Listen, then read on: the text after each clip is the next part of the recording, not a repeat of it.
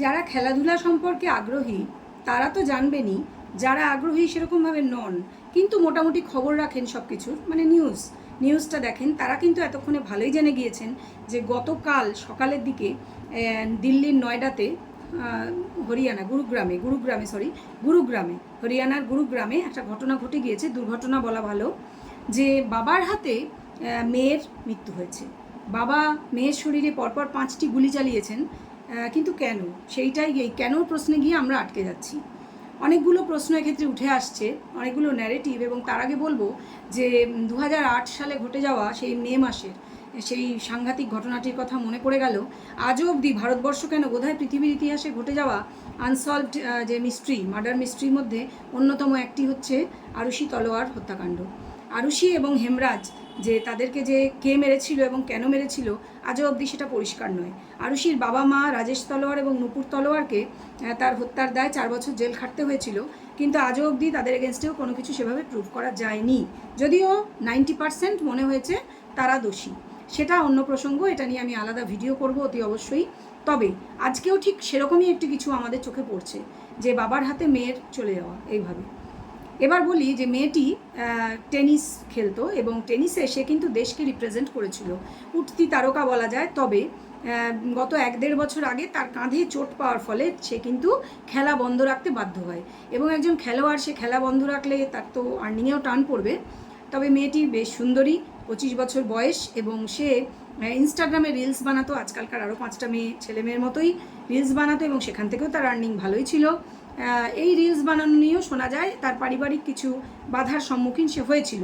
মানে তার সোজা কথায় 25 বছরের একটি মেয়ে যে সেলফ ডিপেন্ডেন্ট, সে কিন্তু পারিবারিকভাবে স্বাধীন ছিল না, এটা জানা গেছে বিভিন্ন সোর্সে, সেটা বলছি পরে। তার আগে বলি যে মেয়েটি রান্নাঘরে রান্না করছিল জানা যাচ্ছে কালকে সকালের দিকে, এবং তার বাবা পিছন থেকে, যা শোনা গেছিল প্রথমে জানা গেছিল, পিছন থেকে 3টে গুলি তার কোমরের কাছে করেন। সে পড়ে যায়, তারপরে আরও 2টো গুলি করা হয়। কিন্তু ময়নাতদন্তের রিপোর্ট আসার পর আজকে জানা যাচ্ছে যে 3টে গুলি সামনে থেকে তাকে করা হয়েছিল, পরের 2টোর কথা আমি বলতে পারবো না। তো এটা একটা খুব আশ্চর্য ঘটনা যে পিছন থেকে কিন্তু করা হয়নি। আর রিভলভারটা তার বাবার সার্ভিস রিভলভার, লাইসেন্সড পিস্তল, এটা এই পর্যন্ত জানা গেছে। তার বাবা নিজে পুলিশের কাছে স্বীকার করেছেন তিনি দোষী। কেন, সব কিছুর মানে যে কোনো হত্যার পিছনেই মোটিভটা হচ্ছে প্রধান, যে মোটিভটা কি। মেয়ে সেলফ ডিপেন্ডেন্ট, সুন্দরী, শিক্ষিতা, ভালো মেয়ে, এবং দেশকে রিপ্রেজেন্ট করেছে টেনিসে। শুধু তাই নয়, তার এই যে কাঁধে চোট লাগার পর সে যখন খেলতে পারছে না, তার বাবা 2.5 কোটি টাকা খরচ করে, 1-2 টাকা নয়, আপনারা খেয়াল করুন ভালো করে, 2.5 কোটি টাকা খরচ করে তাকে একটা একাডেমি, টেনিস একাডেমি বানিয়ে দিয়েছিলেন বাড়ির পাশে, এবং সেখানে সে বাচ্চাদের শেখাতো, টেনিস শেখাতো।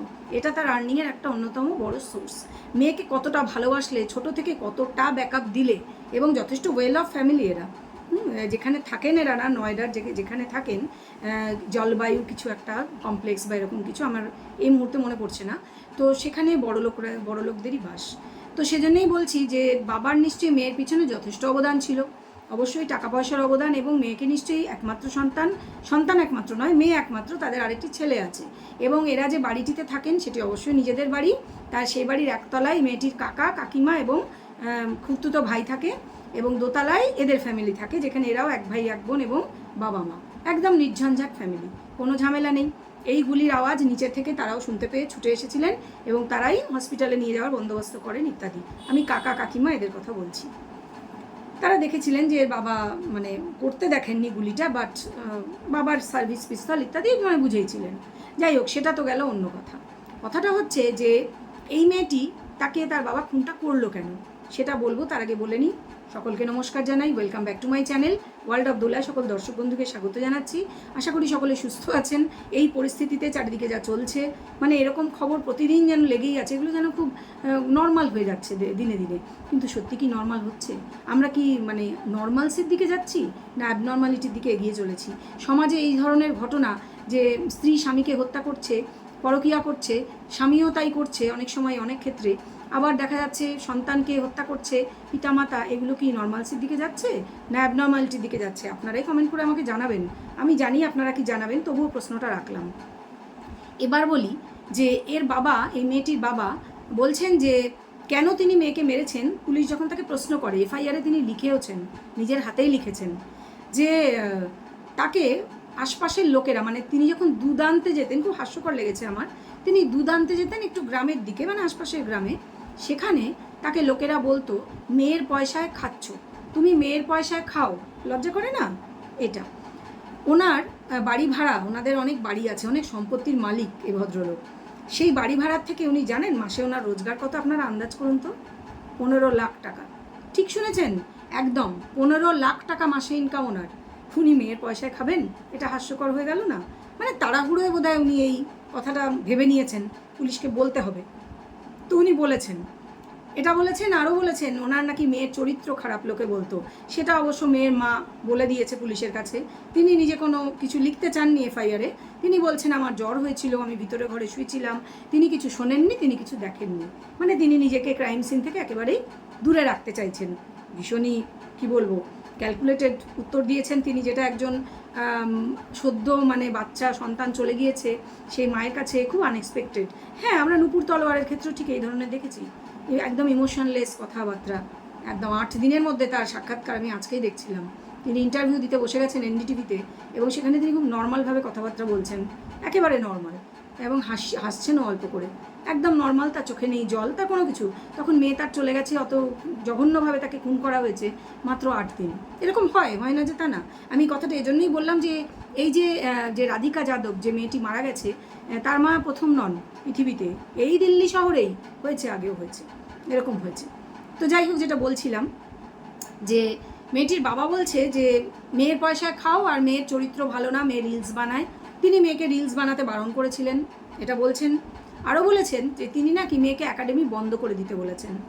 যে ভদ্রলোক নিজের 2.5 কোটি টাকা গ্যাটের করি খরচ করে মেয়েকে একাডেমি বানিয়ে দিলেন এই কারণে যে আহারে মেয়েটা খেলতে পারবে না, তার আর্নিংয়ের সোর্সটা বন্ধ হয়ে যাবে, তার তো কিছু করতে হবে, তাকে একাডেমি বানিয়ে দিই আমি আমার গ্যাটের করি খরচ করে, 2.5 কোটি টাকা, 2-1 টাকা না, খরচ করে বানিয়ে দিলেন। তারপরে সেই মেয়েকে তিনি মেরে ফেললেন। কেন না? একাডেমি বন্ধ করতে বলেছেন, মেয়ে শুনছে না। এটা ঠিক কুছ হজম নেই হুয়া, তাই না? আপনারা বলবেন, আমাকে কমেন্ট বক্সে জানাবেন আপনাদের হজম হচ্ছে কথাটা, আমার তো হচ্ছে না। ঘটনা তো অন্যই কিছু। অথবা এটাও হতে পারে যে সত্যি কি হত্যাটাই বাবা করেছে। অনেকে আবার বলছে লাভ জিয়াদের প্রসঙ্গ আসছে এই প্রসঙ্গে, যে কারণটা কি, যে একটা মেয়েটির কিন্তু এই যে ইনস্টাগ্রামে রিলস বানাতো বা ফেসবুক, কোনো অ্যাকাউন্টই এখন আর খুঁজে পাওয়া যাচ্ছে না, সব কিছু হয় ডিলিটেড বা হাইড করে দেওয়া হয়েছে। কে করলো? মেয়েটিকে তো আচমকা মারা হয়েছে, মেয়েটি কেন করবে? তবে হ্যাঁ, মাঝে মাঝে সে এরকম করতো, বন্ধ করে রাখতো, কিন্তু একসঙ্গে সমস্ত social media account, A V কুছ হজম নেই হুয়া। এবং মেয়েটির বাবার যা বয়স, এবং তিনি হয়তো ঠিক টেক স্যাভি নন বলেই মনে হচ্ছে, এবং হয়ও না সাধারণত, যে কীভাবে সোশ্যাল মিডিয়া মেয়ের অ্যাকাউন্ট, আবার যেখানে ডেফিনেটলি ইয়াং মেয়ে পাসওয়ার্ড সেট করা আছে, সেটা তিনি কীভাবে বন্ধ করলেন বা ডিলিট করলেন? বোঝা গেল না। এটা পুলিশ খুঁজে ডেফিনেটলি বার করবে, যদি ইচ্ছা থাকে। তবে হ্যাঁ, পুলিশের ইচ্ছা থাকলে অনেক কিছুই তারা করতে পারে। এখন সিআইডির আন্ডারে রয়েছে, কেসটা জানা নেই ভবিষ্যতে সিবিআই হ্যান্ড ওভার হবে কি না, সেটা যাই হোক। এখন জানা গেছে কি সেটা বলি, যে মেয়ের বাবা এরকম জানিয়েছেন যে লোকে এই তানা মারতো মেয়ের পয়সায় খাও, আর মেয়ের চরিত্র ভালো না, এই জন্য তার উপর মেয়ে আবার একাডেমি বন্ধ করে দিতে বলেছি, রিলস করতে বারণ করেছি, কথা শোনেনি, দিয়েছি গুলি চালিয়ে। ব্যাপারটা অনেকটা এইরকম উনি যেটা বলেছেন। তবে আমার মনে হয় না নয়ডা পুলিশ যে এইগুলো তারা বাচ্চা ছেলের মতন বিশ্বাস করবে, এগুলো একটু বাচ্চাদের মতন কথা হয়ে গেল। তো ঘটনাটা তাহলে কী হতে পারে, যে কেন এটা? এবার প্রসঙ্গ তাহলে আসছে লাভ জিহাদের। 1.5 বছর আগে মেয়েটি যখন এই কাঁধে চোট পায়, তারপরে সে রিলস বানাতে শুরু করে ইনস্টাগ্রামে, তখন একটি মুসলিম ছেলে তার সঙ্গে করে সে রিলস বানিয়েছিল। এরকম তো হতেই পারে, কোলাপ করা যেটাকে বলেন, আমার চ্যানেল তোমার চ্যানেল, চলো কোলাপ করি। ইয়াং ছেলে মেয়ে তারা বাইকে চড়ে যাচ্ছে, রোমান্টিক রিলস সুন্দর বানিয়েছিল একটা গানের সঙ্গে। সেই রিলসটা কিন্তু সবার এখন মানে ফিডে আসছে, স্ক্রোলে আসছে, এটা ভাইরাল হচ্ছে সেই রিলসটা, মানে সেই গানটা, মিউজিক ভিডিও। এবার এই প্রসঙ্গে এই ছেলেটিকে জিজ্ঞাসা করেছে সাংবাদিকরা, সে কিন্তু একেবারেই উল্টো কথা বলেছে এক তো আমার সঙ্গে ওর কোনো যোগাযোগ নেই, মেয়েটির কোনো যোগাযোগ নেই ছেলেটির সঙ্গে এখন বর্তমানে। প্লাস সে বলছে যে যখন শুটিং হয়েছিল তখন মেয়েটি কিন্তু তার মাকে নিয়ে আসতো রোজ। এটা তার মানে মায়ের এর সঙ্গে কিন্তু সায় ছিল, মা যে জানতেন না বা লুকিয়ে করা হয়েছে এরকম কোনো ব্যাপার নয়। তাহলে মা জানতেন, এবার বাবার রিয়াকশন কি? বাবা কি তখনই কিছু প্রতিবাদ বা বারণ করা, বাধা দেওয়া করেছিলেন? একেবারেই না। বাবা নাকি মিউজিক ভিডিও দেখে তার খুব ভালো লেগেছিল। সেই কথাটা এই ছেলেটিকে মেয়েটিও জানিয়েছিল যে বাবার খুব ভালো লেগেছে আমাদের মিউজিক ভিডিও যে রিলসটা। এর থেকে আমরা কি বুঝবো যে মা বাবার কারোর কোনো আপত্তি ছিল না মিউজিক ভিডিও করা বা রিলস করায়? তাহলে এখন যেটা বলা হচ্ছে বাবার পক্ষ থেকে, সেটা কি ঠিক বলা হচ্ছে? মিলছে? কোনো কথাই মিলছে না কিন্তু। তাহলে একজন মিথ্যা বলছে, হয় ওই ছেলেটি মিথ্যা বলছে, না হয় এই লোকটি যিনি মেরেছেন মেয়েকে তিনি মিথ্যা বলছেন। এবং এটা তো আমাদের কাজ নয়, এটা অবশ্যই পুলিশের কাজ খুঁজে বের করা মিথ্যাটা কে বলছে এবং কেন বলছে, এবং অ্যাকচুয়ালি মেয়েটিকে কে মেরেছে জানা যাচ্ছে। এফআইআরে লেখা হয়েছে, মেয়েটির মানে কাকাও বলছে এবং তার বাবাও বলছে, সবাই বাড়ির সবাই বারবার নাকি জিজ্ঞেস না করা সত্ত্বেও মেনশন করছে মেয়েটির যে দাদা বা ভাই, যে হোক ভাই হয়তো বাড়িতে ছিল না, সে তখন অন্য একজন ডিলারের সঙ্গে মিটিংয়ে ছিল। এটা বারবার না জিজ্ঞেস করাতেই বলা হচ্ছে। কেন বলা হচ্ছে? এটাও তো হতে পারে যে ভাইটা বাড়িতেই ছিল, হয়তো ভাইই কিছু করেছে, নাকি ভাই উপস্থিত ছিল সেখানে, তাকে আড়ালে রাখার জন্য, তাকে বাঁচানোর জন্য এটা করা হচ্ছে। কারোর দোষ তিনি নিজের ঘাড়ে নিচ্ছেন না তো, যে আমার বয়স হয়েছে আমি নিয়ে, এরকমও তো শোনা যায়। হয়তো এটা ওইরকম কোনো যে মানে বাচ্চাকে মারার ব্যাপারই নয়, ভাই বোনের মধ্যে কিছু হয়েছিল, জানা যাচ্ছে না। অন্য কোনো ব্যাপার, সাধারণত টাকা পয়সা নিয়ে মানুষের মধ্যে অশান্তি দেখা যায়। তো টাকা পয়সা এদের প্রচুর, প্রত্যেকেরই প্রচুর আর্নিং, হতে পারে সেটা নিয়ে কিছু। তো আসল ঘটনা আশা করছি জানা যাবে, যত জানা যাবে নিশ্চয়ই করে আপডেট নিয়ে আসবো, জানতে পারলে অতি অবশ্যই আপডেট নিয়ে আপনাদের সামনে আসবো।